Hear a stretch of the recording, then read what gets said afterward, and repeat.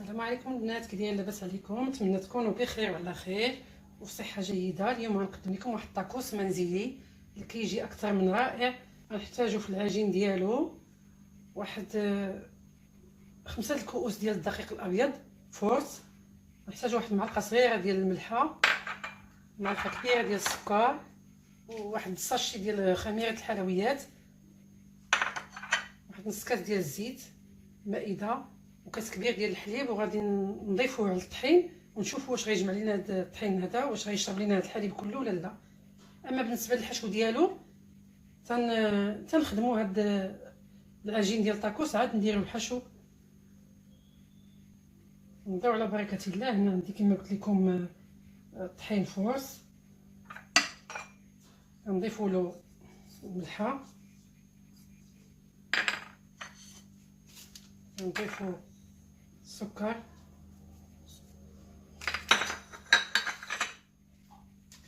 خميرة الحلويات،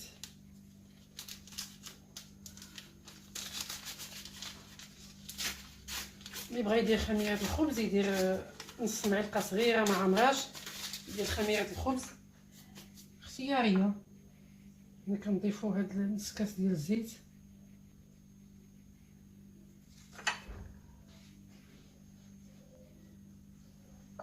وكنجمعو بالحليب دافئ.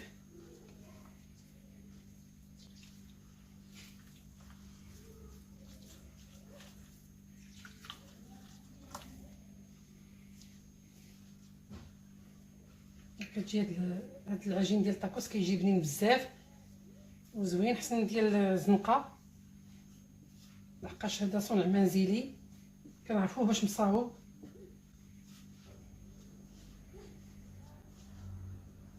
ديال الزنقه كيكون فيه بعض المواد كيماويه اللي كتحافظ على العجين باش كيبقى مده طويله.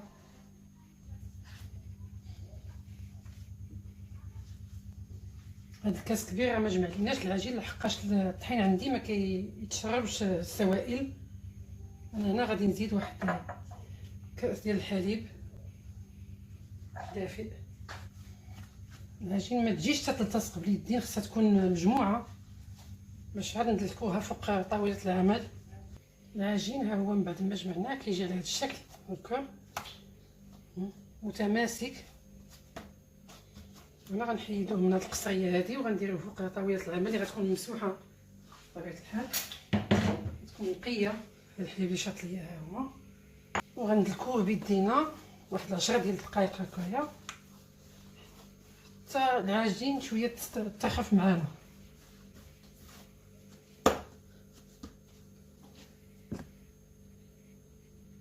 العجين ديالنا ها هو من بعد ما دلكناه واحد 10 ديال الدقائق كندلكوه تيولي على هذا الشكل هكا. دابا كنبقاو نكوروه، كنقسموا العجين على جوج، كنبقاو نشكلوا منه كويرات على هذا الشكل كيكونوا شويه كبار. كنشكلوا هنا 1 4 5 6 7 8 9 10، جاوني هنا 10 ديال الكويرات، وتنبقاو نكوروهم على هذا الشكل.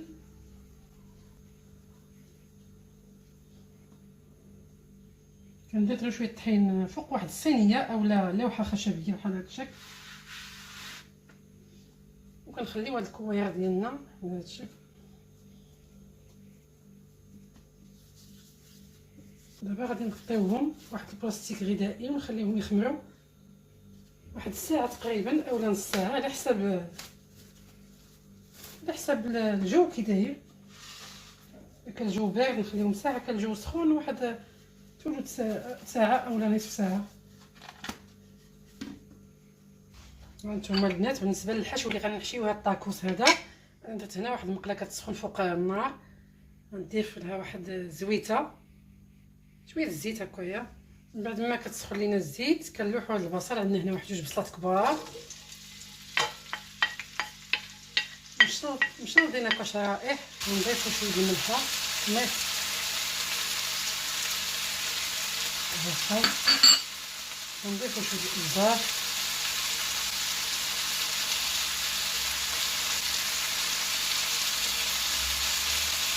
نخليو هاد البصيله هادي ديالنا تشحر مزيان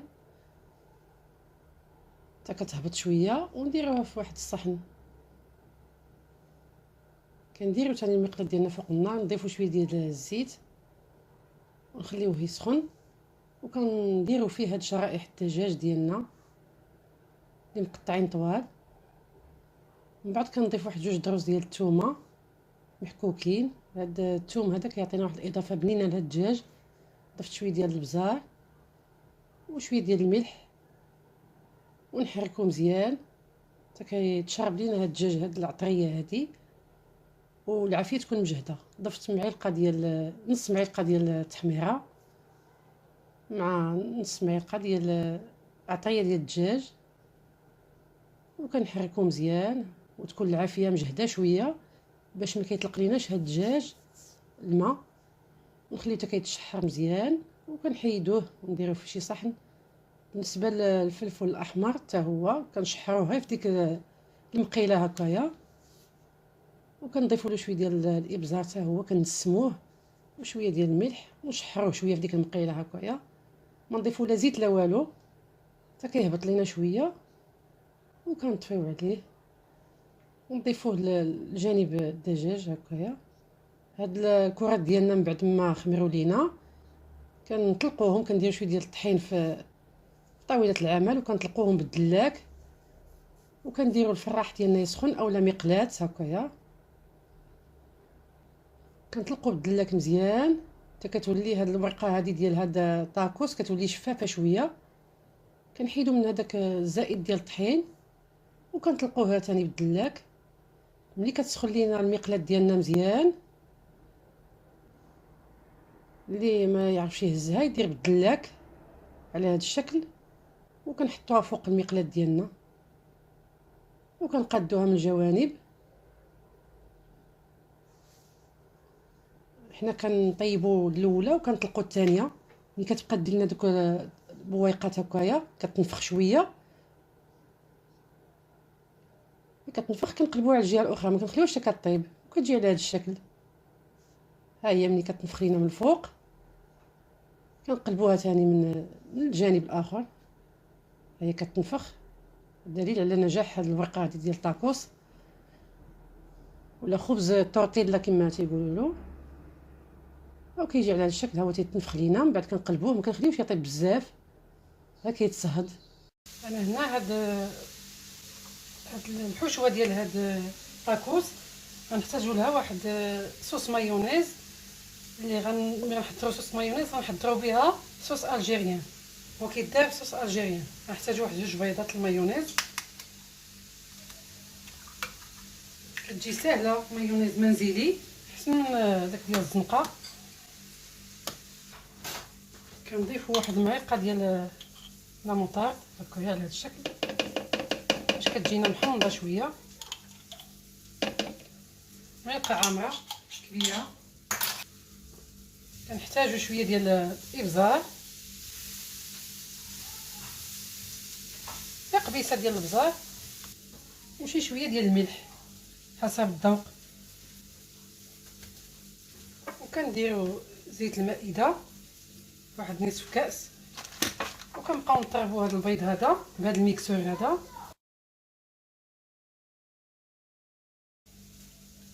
وكيجي الخليط على هذا الشكل. كنعاود نزيدو داك نص كاس ديال الزيت،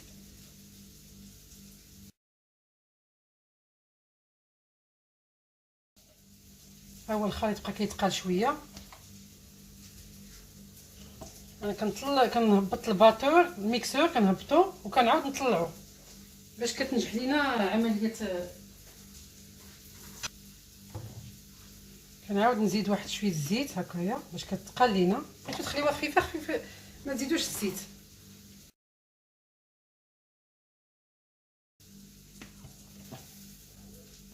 انا هنا ضفت الوقتيه ديال الخل معلقه صغيره، وكنعاودو نطربو.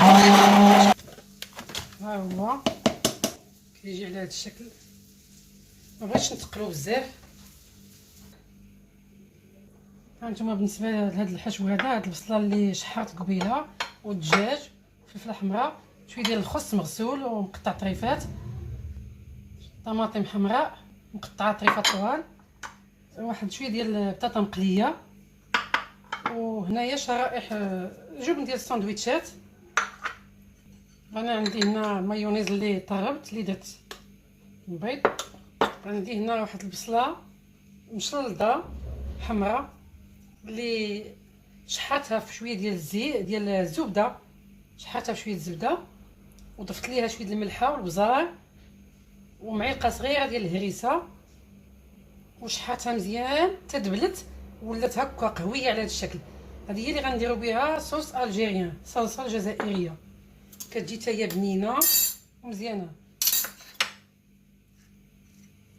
هاد البصله ديالنا نخليوها تبرد حيت يلاه شحرتها.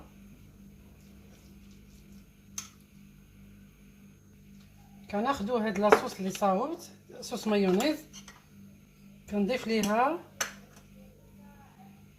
واحد معلقه كبيره ديال مطيشه ديال الحك، ومعلقه صغيره ديال الهريسه اولا الحر حسب الذوق، ومعلقه صغيره ديال معلقه كبيره عفوا ديال السكر. انا هنا ما عنديش الكيتشوب، عوضته بالسكر، كان عليا ندير الكيتشوب مع المايونيز باش كتعطينا واحد الصلصه حلوه. نديرو هادشي كامل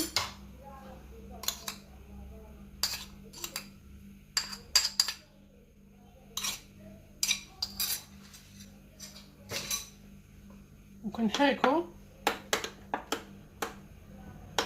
الصلصه كتجي زوينه بهاد البصل هادي، بحال احسن من اللي كتباع في المحلات جاهزه. غتصاوبوها في ديوركم احسن من اللي كنشريو من الزنقه. من بعد كنضيفوا لها هاد البصل هذا اللي قليناه في الزبده وشحرناه على هذا الشكل حتى كيولي قهوي، وكنحركوه مزيان. انا هنا غنديرو شي زلافه كبيره وتنخلطوا هاد المواد كلهم على هذا الشكل. هاد العناصر المطيشه ديال الحك مع الهريسه مع السكر. الا ما كانش هاد المواد هادو ديروا غير كيتشوب، صلصه الكيتشوب. ومن بعد كنعصر واحد 2 معلقات ديال العصير الحامض،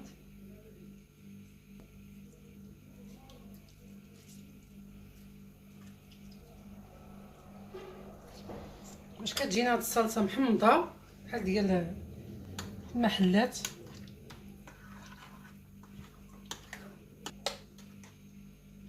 انا عندي ديال المحلات، غير بغيت نوريكم الطريقه ديال صوص الجيريان باش تعرفوا ديروه في المنازل ديالكم الا ما كانتش متوفر عندكم. كتجي بنينه. هنا ما قويتش الهريسه بزاف لحقاش ما كيبغيوش ليا الهريسه. هنا كنجيبوا هاد الورقه ديال الطاكوس ديالنا اللي طيبنا وكندهنوها بهاد الصوص هادي اللي صاوبت في المنزل. الا بغيتو تضيفوا الثوم محكوك ديروا 2 ضريصات ديال الثومه مع شويه ديال الكورنيشون مخلل مقطع طريفات صغار. هذه كتزيد اضافه كتحمض لينا هاد لاصوص وكتجي تعطي هي بنه. كنضيف البصل اللي شحرت من قبل وشرائح الدجاج اذا كانوا طوال شويه. درت هذا شويه غلاض وكنقصوا منهم هكايا على هذا الشكل وكنصفوهم في الوسط. كندير الفلافل ملونه اولا فلفل احمر، انا هو اللي متوفر عندي، طماطم مقطعه شرائح، شويه ديال البطاطا مقليه من الفوق. لكم اختيار في اي حاجه، ما بغيتوش ديروا الخس ما ديروش. ودوك شرائح ديال الجبن ديال الساندويتشات كنصفوهم من فوق الخص ديالنا وكنجمعوا الطرف الاول على هذا الشكل مع الطرف الثاني وكنبركوا عليهم على هذا الشكل هكايا وكنجمعوا الجوانب. راه ساهل، كنبركوا على الطرف الاول الجانب الاول هكايا وكنطويو كذلك الجهه المواليه لهذا الطرف الاول على هذا الشكل ونطويو وتيجي على شكل برقيه هكايا طويله. ها هو تيجي على هذا الشكل كنقادوه. كذلك بالنسبه للثانيه انا عمرتها حتى هي ودير الطرف الاول على الطرف الثاني وجمعت الجوانب هكايا وكنسدوهم وتنطيبوهم في المقلاة ديالنا اولا آلة البانيني اللي متوفره له. وها هما الساندويتشات ديالنا، ها هما ديال التاكوس، ها هما كيجيو على هذا الشكل مع العجين اللي عجناه بالحليب، كيجي بنين بزاف وكيجي عامر هكايا. زينتو بشويه ديال الخيار مقطع ودوك لي صوص الجيريان مع صوص مايونيز، وشهيه طيبه.